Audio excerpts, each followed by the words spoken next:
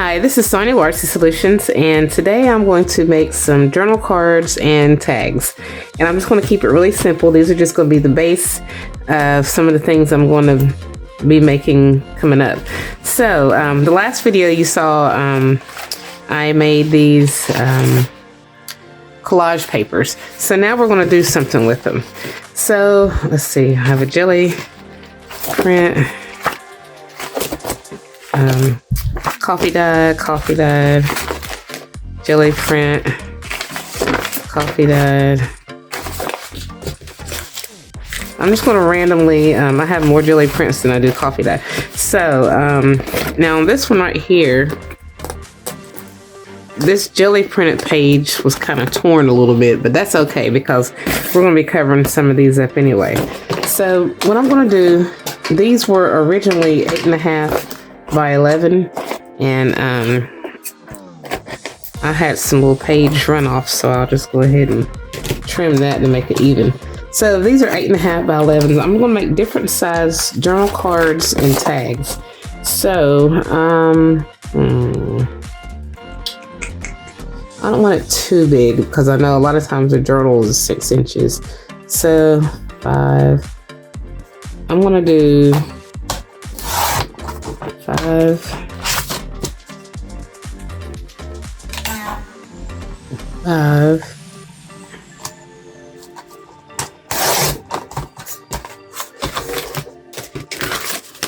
Let's see, 5 by...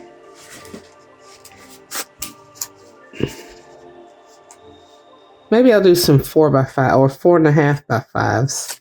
Yeah, I'll do some 4.5 by 5 inch cards or journal cards. We'll see. 4.5. No, that's too big. I'll just do 4 instead of 4.5. That's kind of big too. 3.5 by 5. 3.5 by 5, I think looks better. I can never make up my mind. Yeah, we'll do some 3.5 by 5s. 3.5. And I'm keeping these little strips because those would make good side pockets and things. So we have some 3.5 by 5 base journal cards. And I'm going to round off the corners, distress, and stitch going around. But before I do that, I'm going to go ahead and I want some tags as well. So, look at the orientation of this. I'm going to make these tags 3 inches wide.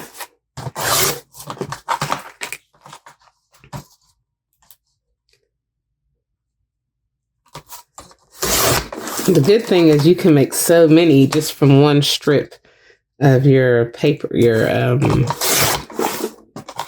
what do you call it? Stuff. So I think I'm gonna make this 4.5.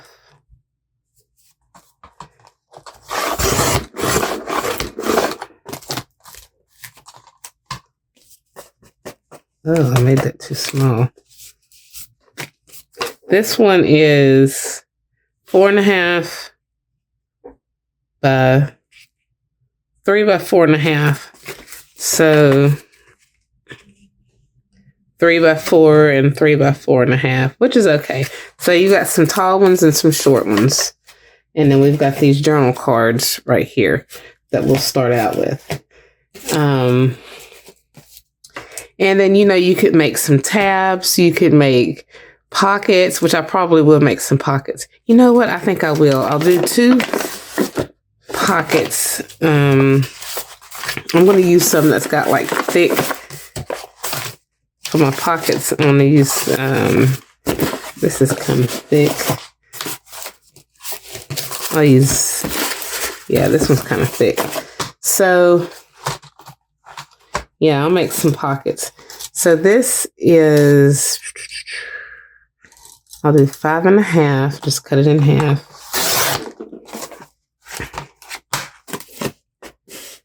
And then I'm just going to cut it in half again or I want to cut it down just a little bit. I want to cut it down to about 5.5 inches. Make sure it's even. So 5.5 inches.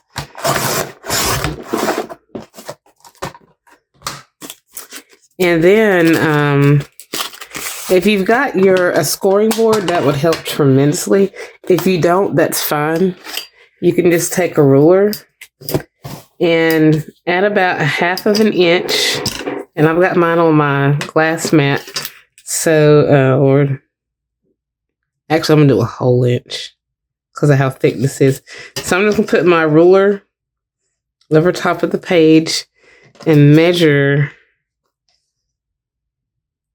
at 1 inch.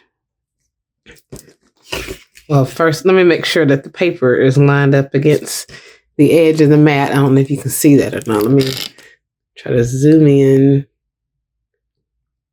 Okay. Sure, I'm in there. All right. So I just lined my paper up against the edge of the line. And then it's, did I say 1 inch or did I? Maybe I will do a 1/2 inch. Yeah, I'll do a 1/2 inch instead of a whole inch. And then I'm just lining up this ruler, making sure that I keep my paper straight. Line up the ruler at a 1/2 inch going down. This is a 1/2 inch going all the way down.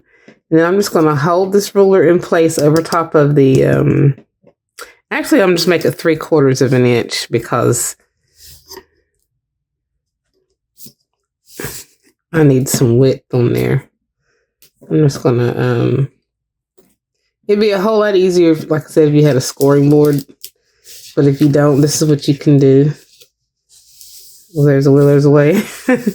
And use your ruler to help you score or fold that in half. And get a bone folder or something to smooth that out. I find where I put my little old wannabe bone folder. Oh, where did I set it at? Okay, I finally found my little thingy. Anyway, so you get your little 1/2 or 3/4 inch, 3/4 inch.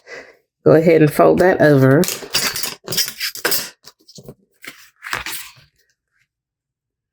Yeah, it's 3/4 inch. All right. And because this is going, like I said, this is going to be a, I might let this come down like this. And then what I'm going to do is I'm going to make like, okay, I'm going to put this up against the line, any line. And so we can see where I'm talking about. Let me just stress this edge. I'm going to create like an inner pocket, if that makes any sense. So I'm just going to take some ink, kind of rub over the edge like that, which is kind of cheating, but it'll be all right.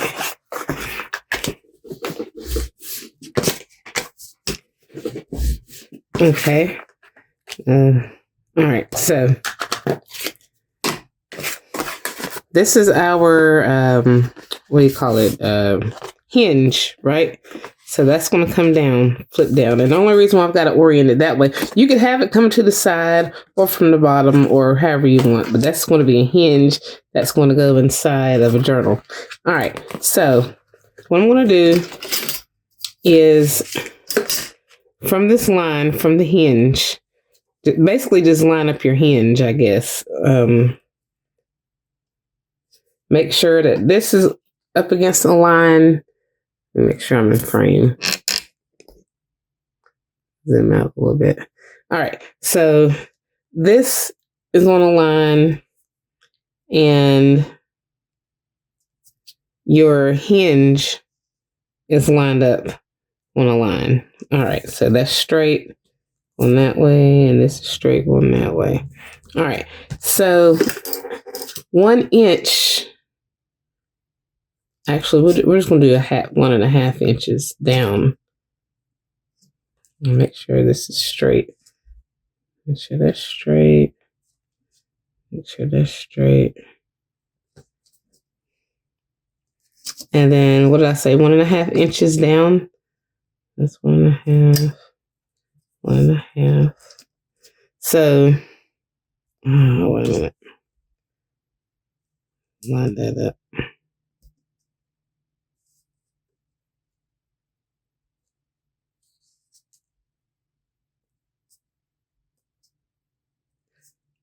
I'm just trying to make sure everything's lined up right. Yeah. That way the lines aren't crooked when I go to draw and cut.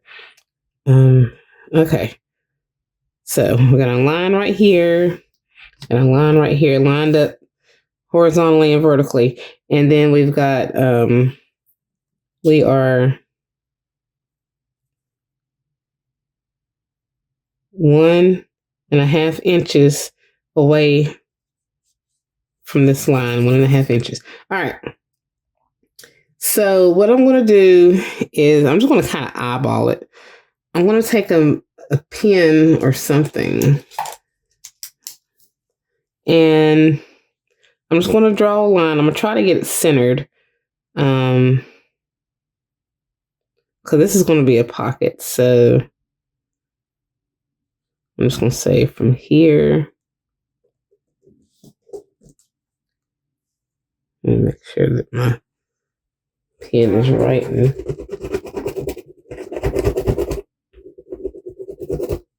All right. So from here, I can't tell if it's writing or not, to about, yeah, it's writing. To about right here. And we can kind of look at it to see if it's centered. And if it's not, before I cut it, I can add more. I think I need to add a little bit more. So basically what I'm going to do, get my little paper trimmer, or no, I'll just use a knife in that same spot. Or if you had a die, you could put it in a die cut machine and then cut a piece to the size if you like it. All right, so I'm just going to take my blade. This isn't the best blade. Where's my other one at? Hold on.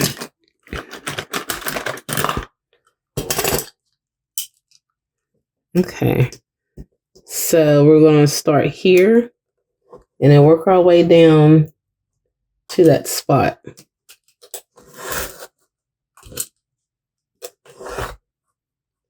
And I'm just going to come down just a hair further than what I had put on here.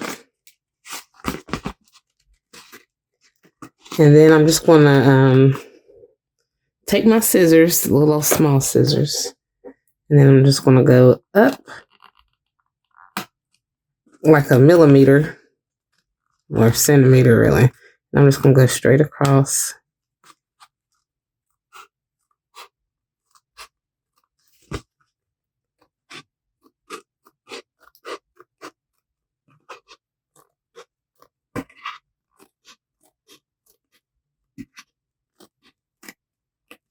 And then go down.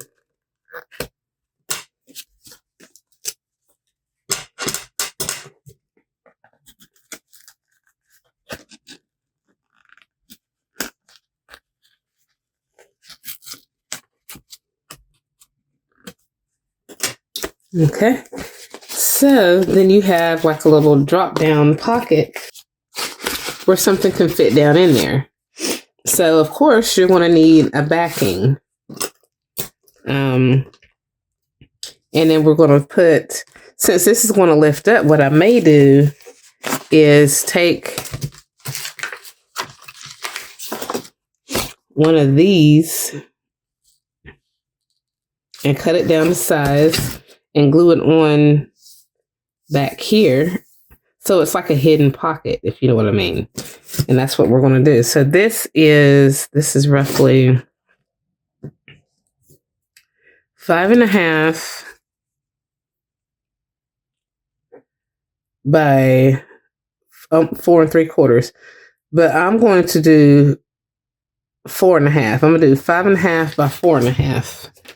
So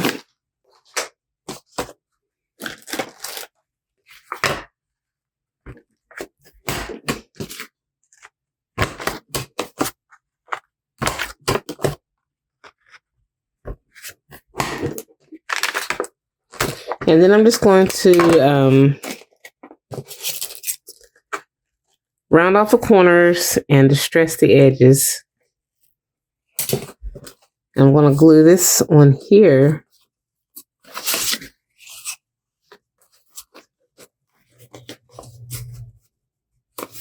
Well, if it's going to come down like that, then I will turn it around like this, like so. Yes. So when you lift it, that's what you will see. Okay, so yeah. I'm going to distress everything and I'll be right back.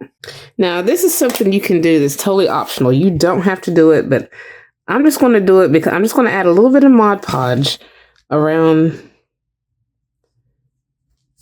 where it, the edges on both sides. And the only reason why I'm doing that is because I'm wanting it to get strong once it dries. Hopefully that tear right there won't it won't get loosened up, you know what I mean? So the reason why I'm doing both sides is because it'll become pretty sturdy on both sides, and hopefully that it won't tear in the middle right there. And notice I went on the inside of it too, on the in the middle of it, down in there, just to kind of glue it together so it stays in one unit. All right, so I'm going to let that dry while I do the rest of this other stuff. Okay, so I went on ahead and stitched around all of them, and some of them I even added some red thread to. Not all of them, but I just wanted to kind of give them a little extra character, you know what I mean? And I actually used it's like a beige color thread, but I had ran out of I didn't have any brown, so when I went to distress it, it ended up coloring the stuff, the what do you call it, thread. It colored the thread, so that's why it looks like it's brown instead of beige. And I'm totally cool with that because I like the the brown better than the beige. So if you ever run out, you can always color your string. I've done that before years ago, but yeah. So let me just go ahead and color around these. I've already done the tags and the journal cards like that. So I'm just gonna go around these little it's like a tuck spot. It's not really an envelope, it's like a tuck spot. So I'm just gonna color that in. That way you can see it. See the stitching. And then once again, you know, these are gonna go down like that into, it's like a little tuck. And then you can stick something down in there. And I let this dry completely, and it seems to be pretty sturdy. So when you use the Mod Podge on there, it makes it tough. So hopefully it won't tear and split, you know, as you constantly put stuff down in there. So we have those, and then we have these little tags, front and back. And then here are some of the bigger ones. And I decided, excuse me, I wanted to go ahead and add some whale tail tabs on here. To me, it kind of looks better. So we have a combination of greens, green, red, and then white. So I'm going to do one more of these. It's got the white on it. And then I'm just going to take a hole punch and punch a hole in it. And you could go ahead and add an eyelet or something like that, or maybe even a reinforcement or something, or just leave it as is, which I'm just going to leave it as is because I don't really know which project I'm going to use it in and what color eyelet I might need or things like that. But that's why I'm also not putting tail tabs on all of these, because some of these I'm going to make another type of tab that has like more stuff on it. Especially probably maybe with I'm not real sure yet, but I'm not sure how I'm going to decorate these right here. But yeah, that's what I'm going to do. Is let me go ahead and punch a hole in these two here. Try to get it in the center. I usually fail at doing that, but there's got to at least be one that's not centered. But so far they look, yeah, this one's not exactly all centered. This one ain't all centered either. Like I said, there at least has to be one now. Okay, so this is what we have so far today. We have our different style of collage tags with the stitching double-sided, so you can journal on this side. So, you know, using the jelly printed papers, and then some of them also had the what do you call it? Coffee dyed. Some of them had the coffee dyed paper. You know what? I don't think I cut any that had the coffee dyed. I think all of these had. Yeah, all these had jelly print, which is fine. But yeah, yeah, they all had, even these had the jelly print. So the coffee dyed ones I didn't even cut, but it's okay. Same concept if you want to do that with your collage. And you don't even have to use coffee dyed or jelly printed backgrounds for those collages that I made. You can just use whatever you have. Just have fun with it. Use notebook paper or whatever. And then just cut them up into whatever shapes and things that you want to make. So, yeah. So if you like this video, please give it a thumbs up. And if you haven't already, please subscribe to my channel and check out my other videos, blog, and social media sites. And as always, I thank you guys so much for watching.